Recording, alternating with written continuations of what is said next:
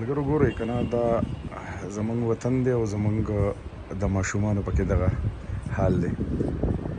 دا ماشوم په دې سرو غرمو باندې ګوره دا بجای چې دا سکول ته تللی د سبق ویلی او بعضې ټیم کې دې ماشومانو له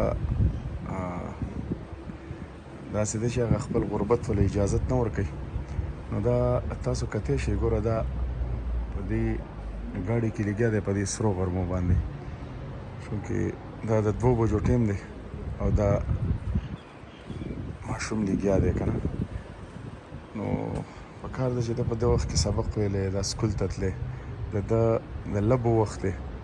خو به هر حال زمونږ وطن داسې وطن دی چې زمونږ په دې وطن کې غربت زیات دی. نو د دغه غربت ته وجې نه تاسو کتی شئ که نه د دغې غربت ته وجې نه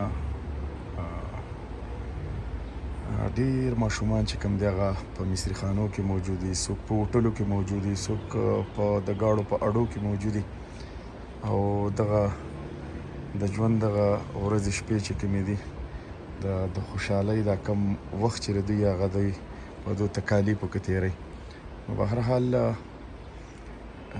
خبرې مقصد مې دا دی چې الله تعالی دې زمونږ په دې وطن باندې رحم وکړي ځکه چې دا نمونه ماشومان په دې سرو غرمو کې په دې ټمپریچر په ځای چې په دې ټیم کې د 35 نه زیاتي او دا لګیا دی دا د ګاډي ته دغه څیزونه بدلوي. نو بهرحال الله تعالی دې زمونږ په حال رحم وکړي. یوازې دا نه داسې ډېر ماشومان دي. زه تاسو ته نور ماشومان هم ښیم چې تاسو ووینئ. داسې دا ماشومان هم تاسو کتی شئ. دا ماشومان وینئ که نه دا د ګل غونته کې ماشومان دي او دا په دې سرو غرمو باندې دا لګیي او په ګاډي کې کار کوي. زمونږ د دې بچیانو مستقبل به صحیح بس الله تعالی دې زمونږ د وطن په دې ماشومانو باندې رحم وکړي. دا د ګل په شان ماشومان دي او دا لګیا دي.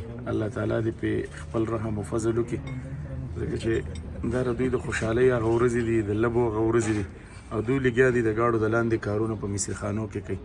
څوک د چینو په هوټلو کې لګیا دي، څوک د ګاډو په اډو کې لګیا دي، کلنډرانې ډرایورانې کوي. نو بس الله تعالی دې خپل خاص رحم کرم او فضل وکړي ځکه چې دا ماشومان د دې ماشومانو دا ورځې د سبق دي چې دا په سکولونو کې ناست وي او دوی په دې وخت کې سکولونه ویلی سبقونه ویلی د دوی نه بیا تکنه سړي جوړ شوي وي او مړه ته به پکې څه خبره وکړي. خبره پکې مه کوه ځکه چې خبره پکې وکړي نو څه فایده نه کوي. څه به وی